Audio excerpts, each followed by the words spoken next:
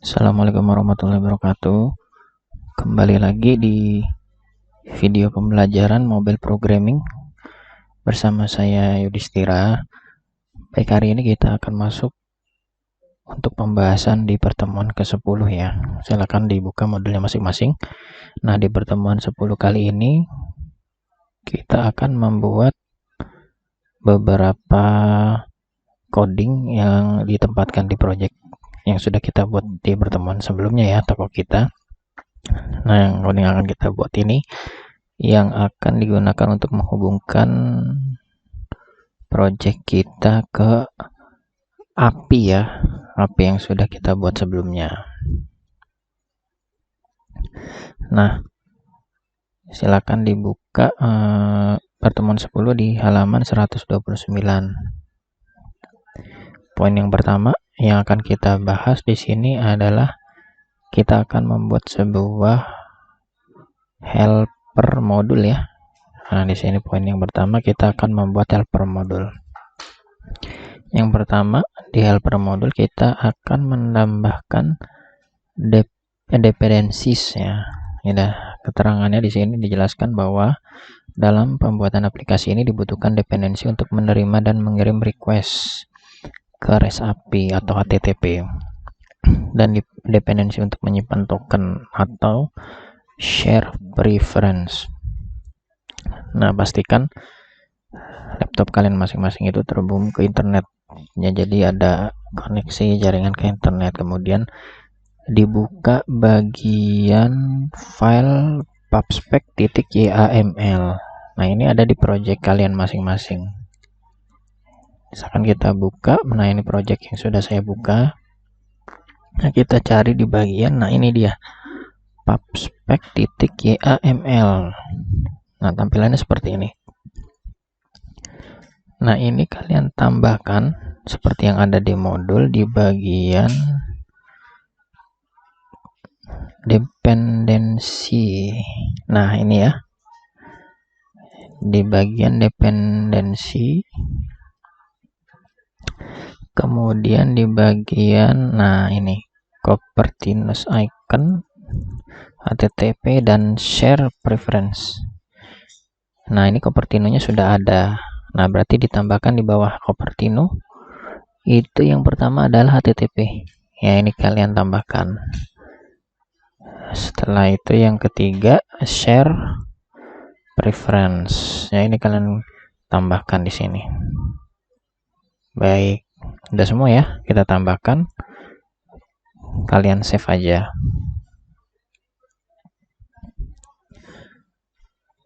Nah, kalau sudah di save, selanjutnya adalah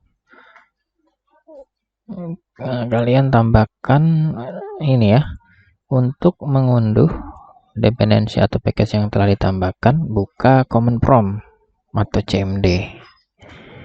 Yang buka CMD, kemudian masuk ke folder project kalian masing-masing, kemudian ketik flutter spasi pub spasi get, kemudian enter. Nah, berarti kita buka di sini command prompt. Nah, ini ketik aja CMD di Windowsnya, kemudian masuk ke command prompt. Yang pertama kalian lakukan itu adalah mengubah direktorinya ke direktori project kalian. Kalau ini kan defaultnya direktorinya adalah C, kemudian nama user, folder user ya, kemudian nama user PC kalian masing-masing. Nah, ini kalian ubah direktorinya ke direktori D, direktori tempat project kalian masing-masing. Kalau saya projectnya itu ditempatkan di direktori D. Nah, ini kalian bisa lihat nih path-nya ya, direktori path-nya, jalur direktorinya bisa dilihat di bagian atas ini. Nah, kalau saya di bagian direktori D, folder BSI, folder ngajar, kemudian ada folder 2021 Gasal, kemudian masuk lagi saya ke ini ya, folder toko kita YHT. Nah, ini masuk lagi ke toko kita. Nah, ini adalah jalur untuk project yang saya simpan. Nah, di masing-masing project kalian harus perhatikan nih jalurnya, direktorinya di direktori mana kalian menyimpan project yang sudah kalian buat. Nah, berarti kita pindah dulu nih ya. Kalau saya pindahkan dulu direktorinya ke direktori D. Nah, caranya ketik di sini direktorinya -2. Nah, ini sudah berpindah ke direktori D. Nah, kemudian ini saya copy aja. Nah, kemudian kita lakukan perintah ketik di sini cd. cd itu adalah change directory. Ya, berubah direktorinya spasi. Nah, ini kita copy aja nih. Kita blok, copy, kemudian di sini kita paste. Nah, Ctrl V. Nah, ini jalur direktori project yang saya miliki. Nah, di bagian ini harus disesuaikan dengan penempatan project yang kalian miliki di laptop masing-masing ya. Kalian simpan di laptop masing-masing. Kemudian baru kita enter sampai muncul tampilannya seperti ini ya, sesuai dengan direktori penyimpanan project kalian masing-masing ya. Nah, setelah ini baru kalian tambahkan ini, ketik flutter spasi pub spasi get. Nah, ini ya, flutter spasi pub spasi get. Setelah itu kalian enter ya. Saya coba enter ya. Nah, ini pastikan laptop atau PC kalian terhubung dengan internet, karena kita akan mendownload atau merunning komponen-komponen yang akan ditambahkan di project kita. Nah, ini kita enter, kita tunggu sampai muncul. Nah, seperti ini, running flutter pub get in toko kita. Nah, sampai muncul lagi nih direktorinya. Kalau sudah muncul seperti ini direktorinya, berarti sudah berhasil kita jalankan perintah flutter spasi pub spasi get. Nah, sudah ya, sudah berhasil. Nah, kalau sudah berhasil, saya close lagi untuk command prompt-nya. Nah, kemudian yang kedua, poin B, kita akan membuat sebuah kelas token. Nah, di sini kita diminta untuk membuat folder helpers di project kita di bagian lib ya. Nah, berarti kita buka projectnya, ini di close aja. Nah, di bagian lib ini kita buat folder baru dengan nama helper.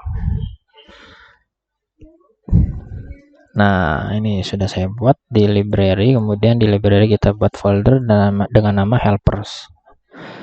Nah, di dalam folder helpers kita buat satu buah file dart dengan nama user_info. Nah, ini kita buat file baru. Nah, user_info.dart. Kemudian kita ketik codingnya yang ada di modul ya, halaman 130 sampai 131 ini. Nah, silakan kalian ketik dulu codingnya. Oke, ini sudah kita buat codingnya untuk user_info.dart. Oke, setelah itu ini tidak ada yang error ya, aman ya, tidak ada yang perlu kita sesuaikan lagi. Setelah ini kita membuat file yang kedua di tempat yang sama, di folder helper. Ini di folder helper dengan nama app_exception.dart. Nah, ini kita buat lagi ya. Di sini helper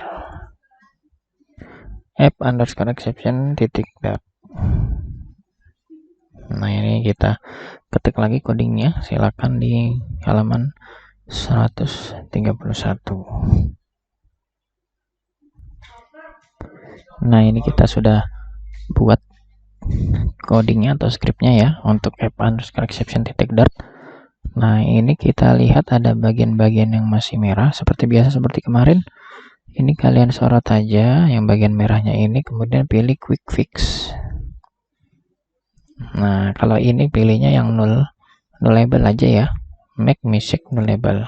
Nah, tidak akan menambahkan secara otomatis tanda tanya ya, seperti ini. Kemudian ada lagi bagian yang merahnya di bawahnya. Nah, ini sama seperti tadi caranya, quick fix, pilih null label. Baik, sudah ya, aman ya, tidak ada lagi yang error. Selanjutnya,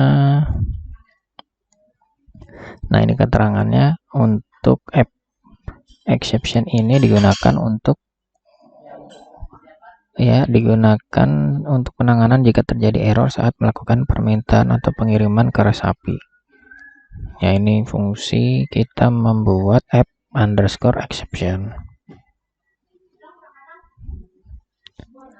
Nah, kemudian kita buat sebuah file yang lain di helper.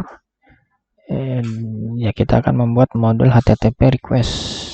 Ya, di sini keterangannya agar dapat mengirim data, mengirim atau menerima permintaan ke resapi, dibuat sebuah fungsi baik itu metode post, get, dan delete. Nah, kita buat sebuah file baru di folder helper dengan nama api.dart. Nah, di sini kita buat lagi folder baru api.dart.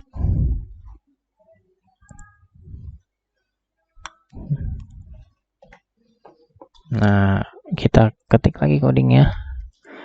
Kalian bisa ketik di modul di halaman 132 sampai 133 ya, sampai sini. Oke, silakan diketik dulu codingnya. Nah, ini sudah kita copy, kita ketik ya untuk script coding api.dart. Nah, ini tidak ada masalah, tidak ada yang error. Kita lanjut lagi berarti ya. Sekali lagi, file api.dart ini kita gunakan untuk mengambil data yang akan kita ambil di resapi nanti ya. Ya, nanti di sini ada fungsi-fungsi get untuk mengambil data, delete untuk menghapus data, dan yang lainnya. Kemudian ada post untuk mengirim data. Post itu mengirim data ke API, resapinya, get itu untuk mengambil data dari API, nanti akan kita tampilkan di aplikasi, kemudian delete untuk menghapus data. Baik ya. Selanjutnya kita membuat sebuah file baru lagi dengan nama api_url.dart. Sama ini ditempatkan di folder helper. Oke, di sini kita buat lagi api_url.dart. Nah, kita ketik dulu codingnya. Nah, ini keterangannya adalah membuat sebuah file di mana fungsi dari file ini adalah menyimpan alamat-alamat API yang telah dibuat sebelumnya atau endpoint dari API spec. Nah, ini kalian buat codingnya di halaman 113. Nah, ini sudah ya untuk api_url.dart. Kemudian, nah di sini tampilan atau fungsi-fungsi untuk update, untuk mengupdate data produk. Ini ada show untuk menampilkan data produk, kemudian delete produk adalah untuk menghapus data produk. Nah, di sini baris kedua atau base URL merupakan alamat IP dari resapi. Untuk memeriksa apakah terhubung dengan emulator atau tidak, dapat dilakukan dengan masukkan alamat tersebut pada browser yang ada pada emulator atau handphone yang terkoneksi dengan laptop. Nah, bagian ini alamat URL-nya untuk mencoba RESTful API dengan emulator kita. Nah, ini base URL-nya. Nanti kita ini copy ini base URL-nya, kemudian kita masukkan di browser yang emulator yang kita buat ya, atau yang emulator yang sudah kalian gunakan sebelumnya. Nah, saya coba jalankan dulu emulatornya ini. Buka dulu main Dart-nya. Nah, ini kita jalankan emulatornya dulu. Kita tunggu dulu ya. Oke, ini sudah running emulatornya. Kemudian kita buka browsernya nih ya. Di sini ada Google Chrome. Diklik aja Google Chrome-nya, baru kita copy base URL-nya tadi ya. Nah, ini tampilannya nanti seperti ini, nggak terlalu kelihatan ya. Di sini ini nggak terlalu kelihatan, agak ngeblur, bukan agak, emang ngeblur ya. Kita copy berarti base URL-nya di bagian API URL. Nah, ini kata copy. Nah, ini udah ada nih. Pas nih.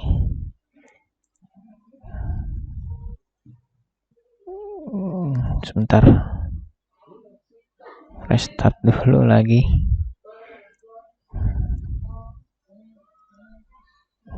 Tunggu. Sebentar ya. Ini emulatornya restart lagi nih.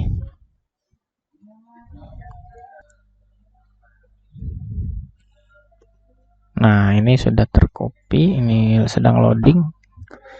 Nah, ini tampilannya ya.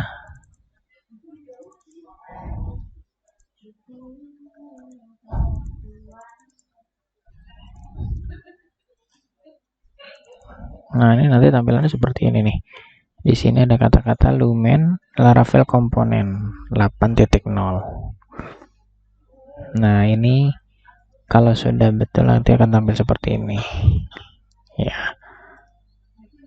Oke, sudah ya untuk bagian pembuatan helper. Ini kita close saja. Nah, selanjutnya yang akan kita buat yaitu pembuatan blok. Ya, pembuatan blok. Ya, kita akan membuat sebuah folder dengan nama blok.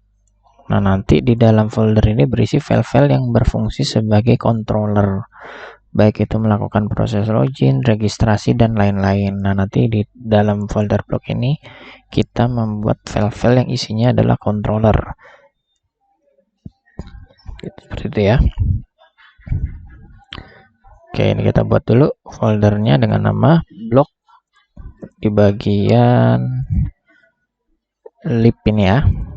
Nah, ini kita bikin folder baru blok.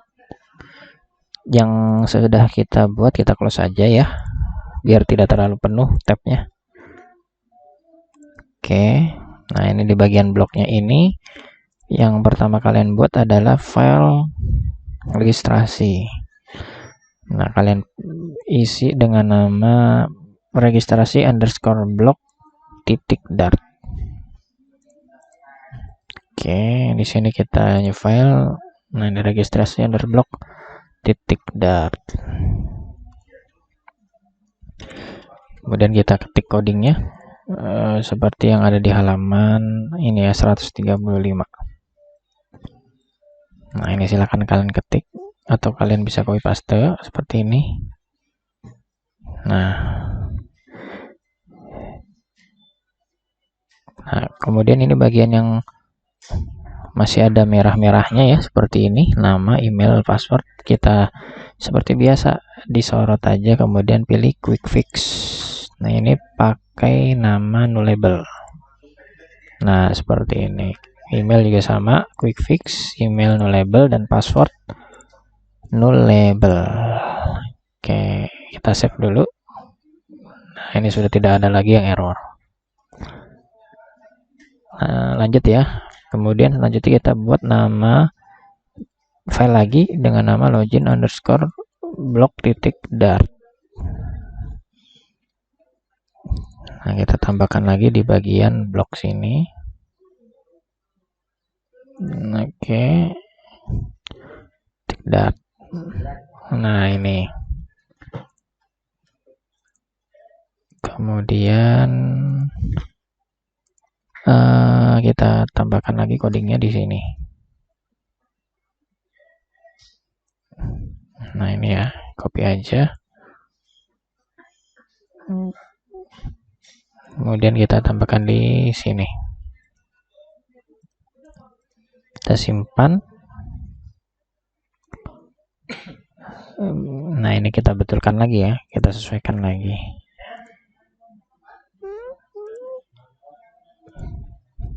Oke, kita save lagi.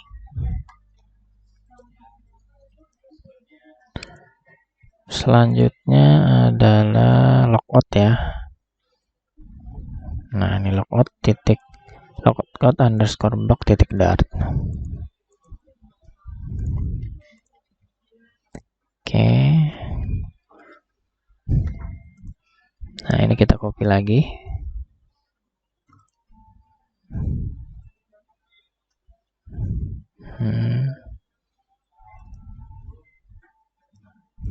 Oke, kita save. Tidak ada yang merah ya. Kemudian terakhir adalah product underscore block titik dart. Nah, ini file ini digunakan pada bagian ini dibuat beberapa fungsi untuk mengambil, mengubah dan menghapus data produk dari REST-API. Ya, nanti di dalam file product block titik dart ini ada beberapa fungsi ya. Ada beberapa fungsi untuk digunakan dalam proses penambahan, ya, penghapusan dan mengambil atau menampilkan data produk. Nah, kita copy dulu nih ya di sini. Nah, kalian ketik dulu di halaman 136 ini ya codingnya nih sampai 137 ini.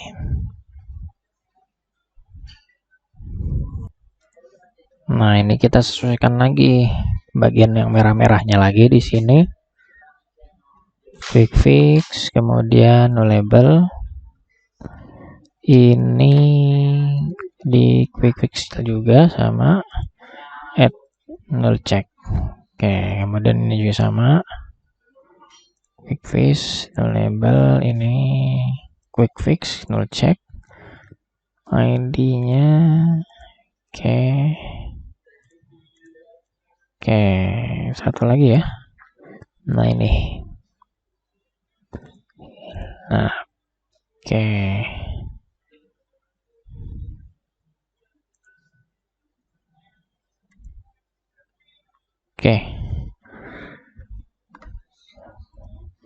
Oke, beres ya, nggak ada lagi yang bagian merahnya.